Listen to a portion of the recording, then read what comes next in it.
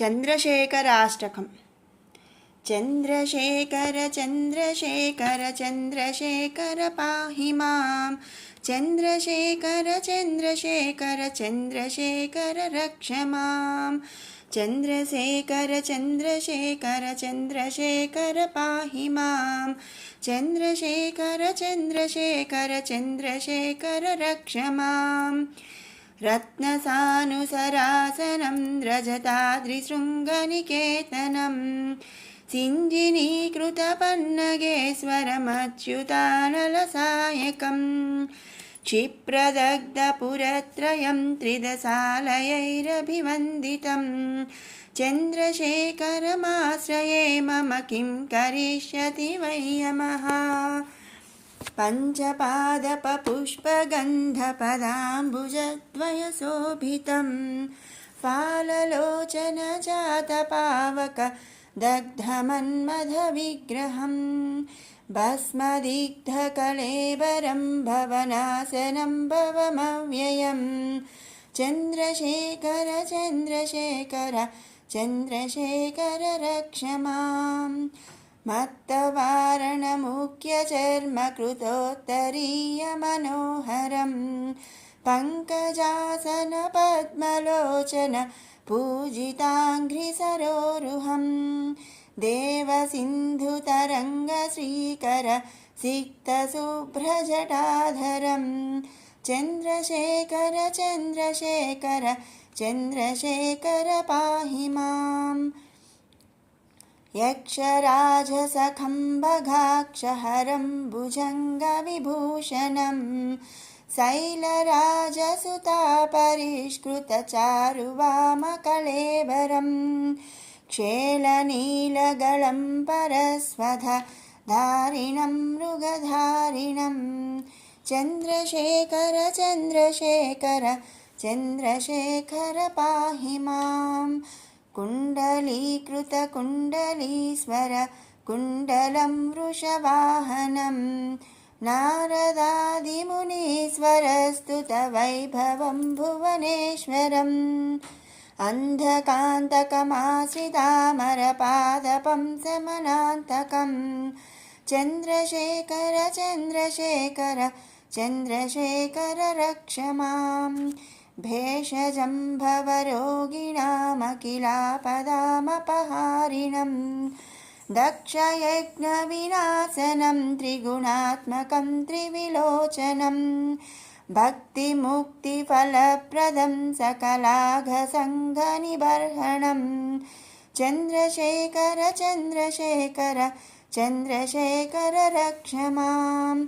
भक्तवत्सलमर्चितं निधिमक्षयं हरिदम्बरं सर्वभूतपतिं परात्परमप्रमेयमनुत्तमं सोमवारिणभूहुतासन सोमपाद्यखिलाकृतिं चन्द्रशेखर चन्द्रशेखर चन्द्रशेखर पाहि माम्। विश्वसृष्टिविधायकं पुनरेव पालनतत्परं संहरं तमपि प्रपञ्चमशेषलोकनिवासिनं क्रीडयन्तमहर्निशं गणनाथयूथसमन्वितं चन्द्रशेखर चन्द्रशेखर चन्द्रशेखर रक्ष माम्। मृत्युभीतमृकण्डुसूनुकृतस्तवं शिवसन्निधौ यत्र कुत्र च यः पठेन्न हि तस्य मृत्युभयं भवेत् पूर्णमायुररोगतामखिलार्थसम्पदमाधरं चन्द्रशेखर एव तस्य ददाति मुक्तिमयत्नतः चन्द्रशेखर चन्द्रशेखर चन्द्रशेखर पाहि माम्। चन्द्रशेखर चन्द्रशेखर चन्द्रशेखर रक्ष माम्। चन्द्रशेखराष्टकम्। चन्द्रशेखर चन्द्रशेखर चन्द्रशेखर पाहि मां। चन्द्रशेखर चन्द्रशेखर चन्द्रशेखर रक्ष मां। चन्द्रशेखर चन्द्रशेखर चन्द्रशेखर पाहि मां चन्द्रशेखर चन्द्रशेखर चन्द्रशेखर रक्ष मां रत्नसानुसरासनं रजताद्रिशृङ्गनिकेतनं सिञ्जिनीकृतपन्नगेश्वरमच्युतानलसायकं क्षिप्रदग्धपुरत्रयं त्रिदशालयैरभिवन्दितं चन्द्रशेखरमाश्रये मम किं करिष्यति वै यमः पञ्चपादपपुष्पगन्धपदाम्बुजद्वयशोभितं फाललोचनजातपावक दग्धमन्मथविग्रहं भस्मदिग्धकळेबरं भवनाशनं भवमव्ययं चन्द्रशेखर चन्द्रशेखर चन्द्रशेखर रक्ष मां मत्तवारणमुख्यचर्मकृतोत्तरीयमनोहरं पङ्कजासनपद्मलोचन पूजिताङ्घ्रिसरोरुहं देवसिन्धुतरङ्गश्रीकर सिक्तशुभ्रजटाधरं चन्द्रशेखर चन्द्रशेखर चन्द्रशेखर पाहि मां यक्षराजसखम्बगाक्षहरं भुजङ्गविभूषणं शैलराजसुतापरिष्कृतचारुवामकळेबरं क्षेलनीलगलं परस्वधारिणं मृगधारिणं चन्द्रशेखर चन्द्रशेखर चन्द्रशेखर पाहि मां कुण्डलीकृतकुण्डलीश्वर कुण्डलं वृषवाहनं नारदादिमुनीश्वरस्तुतवैभवं भुवनेश्वरम् अन्धकान्तकमाश्रितामरपादपं समनान्तकं चन्द्रशेखर चन्द्रशेखर चन्द्रशेखर रक्ष मां भेषजं भवरोगिणामखिलापदामपहारिणं दक्षयज्ञविनाशनं त्रिगुणात्मकं त्रिविलोचनं भक्तिमुक्तिफलप्रदं सकलाघसङ्घनिबर्हणं चन्द्रशेखर चन्द्रशेखर चन्द्रशेखर रक्ष मां भक्तवत्सलमर्चितं निधिमक्षयं हरिदम्बरं सर्वभूतपतिं परात्परमप्रमेयमनुत्तमं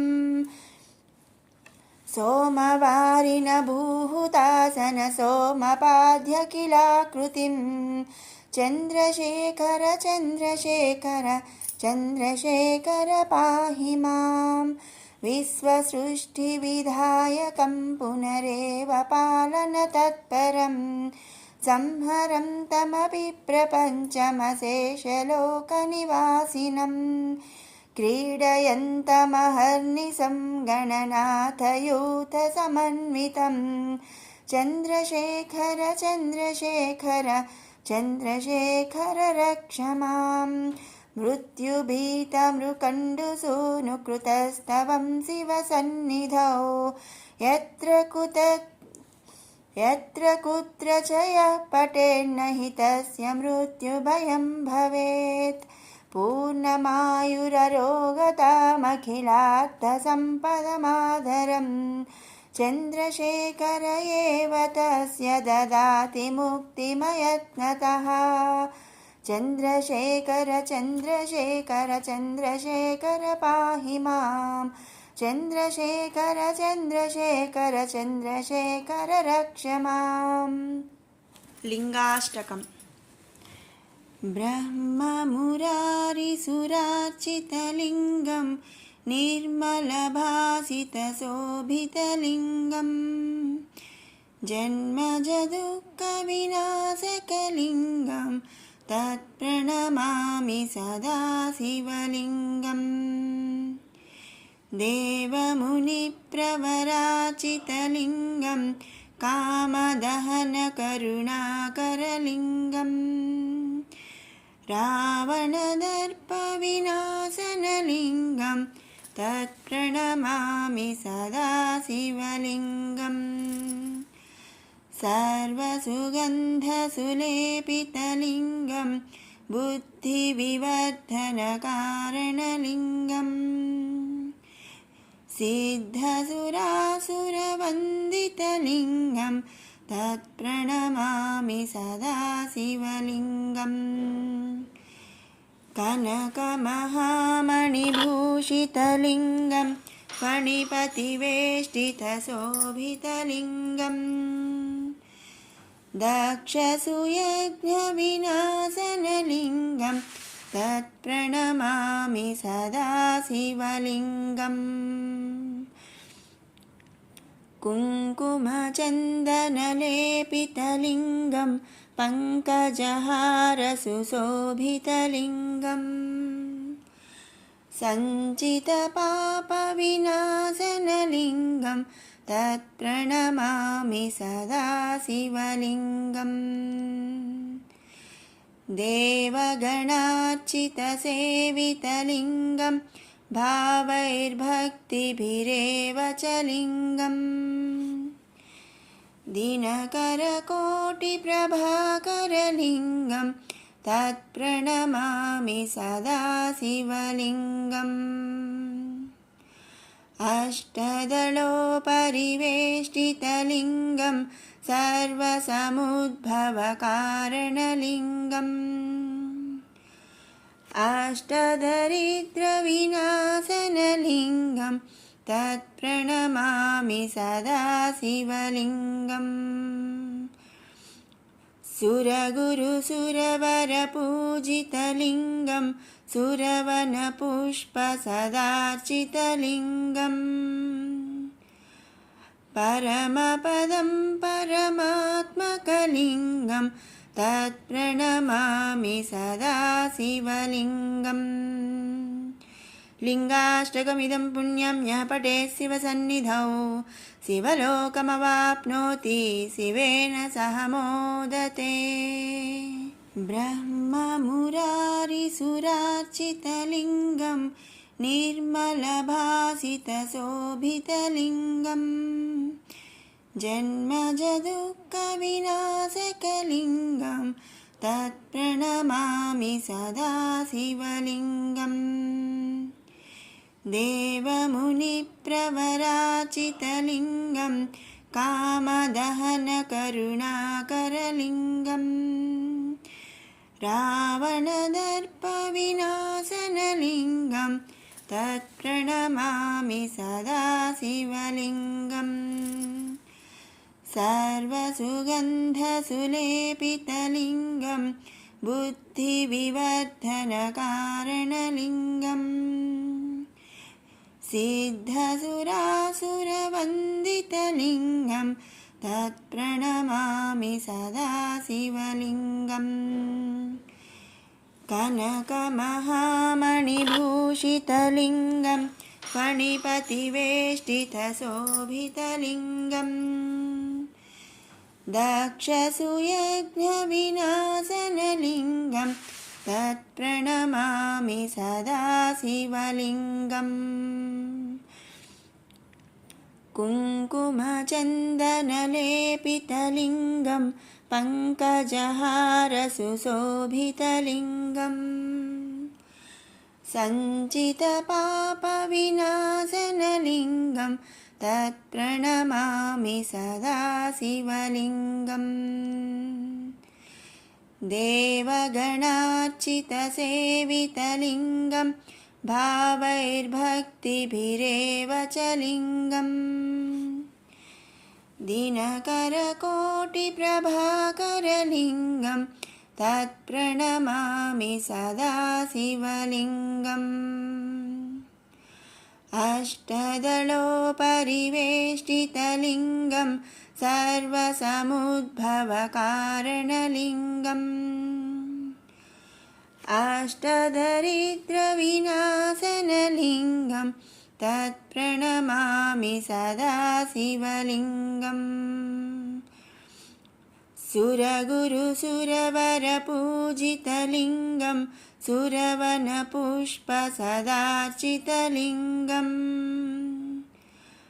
परमपदं परमात्मकलिङ्गं तत्प्रणमामि सदा शिवलिङ्गम् लिङ्गाष्टकमिदं पुण्यं यः पठेत् शिवसन्निधौ शिवलोकमवाप्नोति शिवेन सह मोदते। कालभैरवाष्टकम् देवराजसेव्यमानपावनाङ्घ्रिपङ्कजं व्यालयज्ञसूत्रमिन्दुशेखरं कृपाकरं नारदादियोगिवृन्दवन्दितं दिगम्बरं काशिकापुराधिनाथकालभैरवं भजे। भानुकोटिभास्वरं भवद्दितारकं परं नीलकण्ठमीप्सितार्थदायकं त्रिलोचनं कालकालमम्बुजाक्षमक्षशूलमक्षरं काशिकापुराधिनाथकालभैरवं भजे। शूलटङ्कपाशदण्डपाणिमादिकारणं श्यामकायमादिदेवमक्षरं निरामयं भीमविक्रमं प्रभुं विचित्रताण्डवप्रियं काशिकापुराधिनाथकालभैरवं भजे। भुक्तिमुक्तिदायकं प्रशस्तचारुविग्रहं भक्तवत्सलं स्थिरं समस्तलोकविग्रहं निक्वणन्मनोग्रहेमकिङ्किणीलसत्कटिं काशिकापुराधिनाथकैलभैरवं भजे। धर्मसेतुपालकं त्वधर्ममार्गनाशकं कर्मपाशमोचकं सुधर्मदायकं विभुं स्वर्णवर्णकेशपाशशोभिताङ्गमण्डलं काशिकापुराधिनाथकालभैरवं भजे। रत्नपादुकाप्रभाभिरामपादयुग्मकं नित्यमद्वितीयमिष्टदैवतं निरञ्जनं मृत्युदर्पनाशनं कराळदं च मोक्षणं काशिकापुराधिनाथकालभैरवं भजे। अट्टहासभिन्नपद्मजाण्डकोशसन्ततिं दृष्टिपातनष्टपापजालमुग्रशासनम् अष्टसिद्धिदायकं कपालमालिकाधरं काशिकापुराधिनाथकालभैरवं भजे। भूतसङ्घनायकं विशालकीर्तिदायकं काशीवासिलोकपुण्यपापशोधकं विभुं नीतिमार्गकोविदं पुरातनं जगत्पतिं काशिकापुराधिनाथकालभैरवं भजे। कालभैरवाष्टकं पठन्ति ये मनोहरं ज्ञानमुक्तिसाधकं विचित्रपुण्यवर्धनं शोकमोहलोभदैन्यकोपतापनाशनं ते प्रयान्ति कालभैरवाङ्घ्रिसन्निधिं ध्रुवम् इति श्रीमच्छङ्कराचार्यविरचितं श्रीकालभैरवाष्टकं सम्पूर्णम्। देवराजसेव्यमानपावनाङ्घ्रिपङ्कजं व्यालयज्ञसूत्रमिन्दुशेखरं कृपाकरं नारदादियोगिवृन्दवन्दितं दिगम्बरं काशिकापुराधिनाथकालभैरवं भजे। भानुकोटिभास्वरं भवद्दितारकं परं नीलकण्ठमीप्सितार्थदायकं त्रिलोचनं कालकालमम्बुजाक्षमक्षशूलमक्षरं काशिकापुराधिनाथकालभैरवं भजे। शूलटङ्कपाशदण्डपाणिमादिकारणं श्यामकायमादिदेवमक्षरं निरामयं भीमविक्रमं प्रभुं विचित्रताण्डवप्रियं काशिकापुराधिनाथकालभैरवं भजे। भुक्तिमुक्तिदायकं प्रशस्तचारुविग्रहं भक्तवत्सलं स्थिरं समस्तलोकविग्रहं निक्वणन्मनोग्रहेमकिङ्किणीलसत्कटिं काशिकापुराधिनाथकैलभैरवं भजे। धर्मसेतुपालकं त्वधर्ममार्गनाशकं कर्मपाशमोचकं सुधर्मदायकं विभुं स्वर्णवर्णकेशपाशशोभिताङ्गमण्डलं काशिकापुराधिनाथकालभैरवं भजे। रत्नपादुकाप्रभाभिरामपादयुग्मकं नित्यमद्वितीयमिष्टदैवतं निरञ्जनं मृत्युदर्पनाशनं कराळदं च मोक्षणं काशिकापुराधिनाथकालभैरवं भजे। अट्टहासभिन्नपद्मजाण्डकोशसन्ततिं दृष्टिपातनष्टपापजालमुग्रशासनम् अष्टसिद्धिदायकं कपालमालिकाधरं काशिकापुराधिनाथकालभैरवं भजे भूतसङ्घनायकं विशालकीर्तिदायकं काशीवासिलोकपुण्यपापशोधकं विभुं नीतिमार्गकोविदं पुरातनं जगत्पतिं काशिकापुराधिनाथकालभैरवं भजे कालभैरवाष्टकं पठन्ति ये मनोहरं ज्ञानमुक्तिसाधकं विचित्रपुण्यवर्धनं शोकमोहलोभदैन्यकोपतापनाशनं ते प्रयान्ति कालभैरवाङ्घ्रिसन्निधिं ध्रुवम् इति श्रीमच्छङ्कराचार्यविरचितं श्रीकालभैरवाष्टकं सम्पूर्णम्।